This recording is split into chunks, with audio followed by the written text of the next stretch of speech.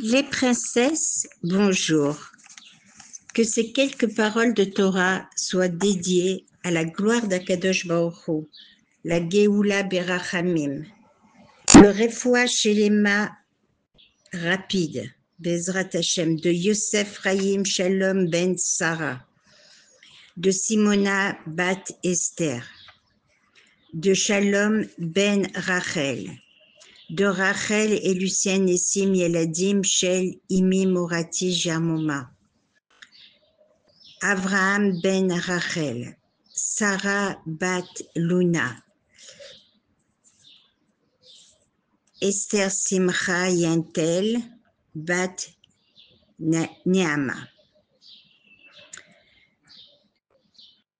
Avraham Shmuel Yaakov ve Deborah Yeladim Shel Lidi Nili Betor Kol Chole Amo Israël. Besorot Tovot. Alors, nous allons entamer la paracha de Bamidbar. Nous ouvrons cette semaine un nouveau livre de la Torah, le Sefer Bamidbar, est systématiquement lu avant la fête de Shavuot. Cela ne fait aucun doute que cette coïncidence n'est pas fortuite. Cette paracha renferme des messages essentiels pour se préparer convenablement à Matan Torah, le don de la Torah. Alors, demain soir, mesdames, c'est Rosh Chodesh Sivan, mardi soir et mercredi. Donc, nous devons faire avant l'entrée de Rosh Chodesh la Tfila du Shla Akadosh que je vous ai envoyé précédemment. Et aujourd'hui, c'est la Iloula de Shmuel Hanavi, et ça aussi, je vous l'ai déjà envoyé. Revenons à Bamidbar, dans le désert. Bamidbar, la valeur numérique, c'est 248, qui correspond aux 248 mitzvot positives. Dans le désert, même si en français on dit le livre des nombres, car effectivement, Akadosh Baruch Hu va demander de dénombrer son peuple. Le désert pour la Torah, c'est un lieu vierge de toute influence.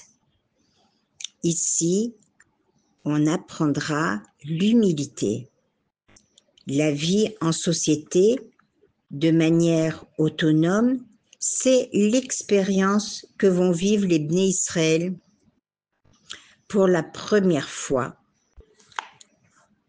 Cette collectivité est à la fois le moyen de glorifier Hachem et de le servir. Ici, on apprend que le lieu dans lequel l'homme évolue au quotidien influence ceux qui y habitent et en les dirigeant vers le spirituel dans le meilleur des cas. Par exemple, vous avez remarqué qu'on vend en Israël du sable ou de l'air d'Eretz Israël. L'air de la terre d'Israël rend sage, Chacham. De même, la fréquentation des bêtes à Knesset et des lieux d'étude transmet à ceux qui étudient ou les fréquentent, un sentiment d'apaisement et de bien-être. Certains lieux ont une grande emprise matérielle, mettant mal à l'aise, pression ou angoisse. Une coutume conseille ainsi à celui qui entre dans une nouvelle maison de la repeindre, de repeindre les murs afin de rompre symboliquement avec l'esprit qui se trouvait dans ce lieu auparavant. Voir la qualité des voisins, c'est aborder dans notre paracha à travers l'agencement des tribus dans le camp autour du Mishkan. L'emplacement géographique avait une influence spirituelle.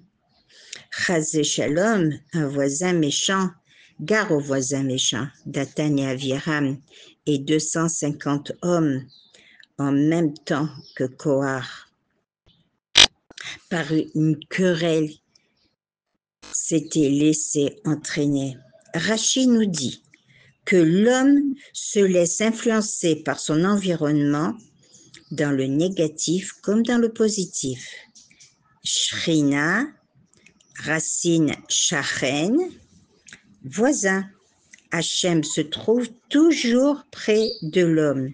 Il l'accompagne partout où il se trouve et l'enveloppe de son amour, de sa tendresse et de sa bienveillance permanente. En cette veille de Shavuot, puisse avec l'aide d'Hachem avoir le srout de nous rapprocher de la Shrina grâce au limoud de la Torah et mitzvot. Reformons la proximité que nous avions dans le désert avec Hachem. Hachem parla à Moshe dans le désert. Nos Chachamim nous enseignent dans le Midrash Yalhut Shimoni, la Torah a été donnée au moyen de 3 éléments, le feu, l'eau et le désert. 3 situations, l'une plus dure que l'autre, où se dévoile la grandeur spirituelle d'un homme. Par le feu, nous avons vu que Abraham Avinu s'est jeté dans la fournaise ardente. Par l'eau, on a vu Narshon ben Aminadav est rentré le premier dans l'eau pour que la mer s'ouvre, et ceci pour Am Israël. Par le désert, le peuple erre dans le Midbar pendant 40 ans, dans des conditions difficiles, et préserve malgré tout l'étude de la Torah. Ainsi s'élèvent de niveau en niveau, transformant leur midot, et ont une relation avec Hachem parfaite. Ainsi leur a été leur avodat Hachem. Maaseh Avot Siman Lebanim. Les actes des parents sont un signe pour les enfants. Tout au long des générations, nous trouvons des Juifs qui accomplissaient Torah et mitzvot dans des conditions difficiles et parfois par kiddush, par pikuar nefesh, au péril de leur vie, pendant la Shoah par exemple. Même pendant une longue période, mais conscients de leurs responsabilités vis-à-vis de leurs enfants, ou simplement pour guider dans la avoda sans limite. Alors, je voudrais vous raconter à ce propos l'histoire de David. David étudie le droit à Paris en dernière année de master, droit des affaires. Il a choisi le parcours fiscalité internationale pour cette dernière année, car il aimerait faire son alia après ses études. Il a eu le mérite de faire teshuva il y a quelques années, après être allé avec un ami à une veillée de Shavuot, à la fête du don de la Torah. Au début, il ne voulait pas y aller, et pourtant, elle a révolutionné sa vie.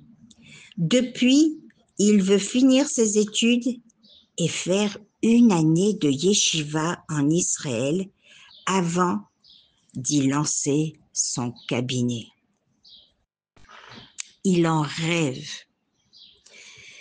David appréhende son 2e semestre avec beaucoup de bitachon.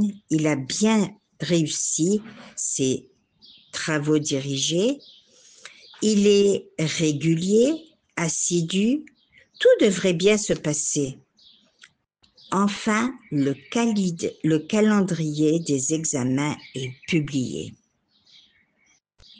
Quand il voit les dates, David a un doute. Une date d'un des examens les plus importants lui semble proche des fêtes. Il vérifie sur le calendrier et la stupeur. Cet examen tombe pile le jour de Shavuot. Cette fête qui est si chère, qu'il a fait revenir à la Torah et aux mitzvot. Et David sait très bien que passer un examen écrit un jour de Yom Tov est formellement défendu par la halacha. Il se rend immédiatement au secrétariat de son master et il fait part de son problème. La réponse est cinglante. Pas d'exception possible et absence éliminatoire. Que faire? David en parle à ses parents qui ne sont pas pratiquants. Leur réponse est claire. Tu dois aller à cet examen. Tu ne peux pas échouer si près du but. Tu feras Shavuot en Israël l'année prochaine. Ok, pour une année de yeshiva, mais pas pour que tu rates ton master. David ne peut pas désobéir à ses parents, mais il ne veut surtout pas transgresser Yom Tov. Il appelle son rave pour prendre conseil. Bien sûr, David, que tu dois respecter tes parents à tout prix, mais pas au détriment de la halacha. Tu ne peux pas aller à un examen Yom Tov. C'est absolument assourd. Je vais appeler les responsables de ton master pour faire bouger les choses. Quelques heures plus tard, son rave le rappelle, la voix abattue. Désolé, David, je n'ai rien pu faire. Le calendrier est fixé et ton absence ne sera pas reconnue. Tu dois t'armer de Emouna et avoir confiance sur le fait que tout ira bien et que tu prends la meilleure décision. C'est un grand Kiddush Hashem, une grande sanctification du nom divin d'honorer Shavuot. Le Rav sent bien que David est insistant. Il prend l'initiative d'appeler ses parents, qu'il connaît bien, pour leur expliquer la volonté de Michaël. Les parents comprennent même s'ils sont en désaccord et laissent donc David décider. Rapidement, sa décision est prise. Il n'ira pas à l'examen. C'est la stupeur chez ses parents. Mais David a 23 ans et il a pris sa décision. Après une mûre réflexion en connaissance de cause, malgré la grande difficulté de risquer de rater son master 2, et de ne pas être certain de pouvoir ni rattraper le module, ni même le repasser l'année suivante. C'est ainsi que quelques semaines plus tard, c'est le premier soir de Shavuot en France, le soir de la veillée d'études qui précède à la réception de la Torah. Après le repas du premier soir de Yom Tov, David se rend avec un ami à la synagogue. Il a une boule au ventre car demain a lieu le fameux examen et il fait tout son possible pour que son absence ne lui gâche pas la joie de la simra de la fête. Il se prépare à lire le Tikkun de Shavuot, un texte composé de nombreux textes de la Torah que l'on a l'habitude de lire la nuit de Shavuot. D'un coup, il voit son Rav venu spécialement l'honorer. Le Rav est admiratif devant le Messirut Nefesh, l'abnégation de David, prêt à mettre en enjeu ses études pour respecter Yom Tov. Le Rav s'assoit, étudie 1 heure avec David et l'encourage. Je vais te rapporter 2 paroles de nos sages pour dissiper toutes tes craintes légitimes. La première, c'est celle de Rabbi Shimon Bar Yochai, qui promet que toute personne qui récite le Tikkun de la nuit de Shavuot et s'en réjouit recevra 70 bénédictions et on le gratifiera des couronnes du monde futur, le Olam Haba. Le deuxième enseignement, c'est celle de Rabbi Chaim Vital, disciple du Harizal, qui affirme que celui qui veille la nuit de Shavuot sans dormir un seul instant peut être assuré d'être préservé durant l'année entière du moindre désagrément. Ces paroles renforcent David qui s'investit dans la veillée sans arrêt jusqu'à la fin de la prière du matin Shacharit. En rentrant chez lui, il ne peut pas s'empêcher de penser à ses camarades de promo qui s'apprêtent à plancher sur l'examen de fiscalité. Le plus gros de l'année. David évacue vite cela de son esprit, il va se reposer et passe de très bonnes fêtes. De suite, à la sortie de la fête, après l'Havdalah, il se précipite sur son téléphone pour prendre des nouvelles de l'un de ses camarades de promo qui n'est pas juif, pour savoir comment s'est passé l'examen. Son camarade s'exclame « David, c'est un truc de fou!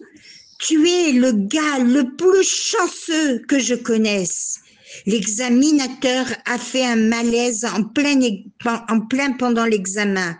L'épreuve a été annulée et reportée dans 3 semaines. C'est une folie.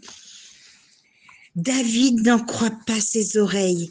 La promesse de Rabbi Chaim Vital se serait-elle réalisée? Comme il n'a pas émargé à l'examen, il n'est pas sûr de pouvoir le repasser. Il appelle dès le lendemain le secrétariat pour faire le point et on lui dit qu'il pourra passer l'examen sans aucun problème. David vérifie la date qui tombe un jour de la semaine. Tout va bien, Baruch Hashem. Quelques mois plus tard, David est diplômé et d'un prestigieux diplôme et en est partance pour une yeshiva francophone de Jérusalem. La promesse de Rabbi Chaim Vital, formulée il y a plus de 4 siècles à Sfat et la ville de la Kabbalah, s'est accomplie. La décision de rater un examen éliminatoire aussi important était difficile pour David. Mais sa yirat shamaïm, de la avéra, de la faute de décevoir Hachem, était beaucoup plus forte que sa crainte de rater un diplôme. Et Hachem a opéré pour lui un miracle apparent. avec une annulation d'examen fortuite et parfaitement improbable le jour de Shavuot. Très bon, Rosh Chodesh Tov. Que Dieu soit à vos côtés et bénisse chacun de vous. Amen, Kenny Ratson.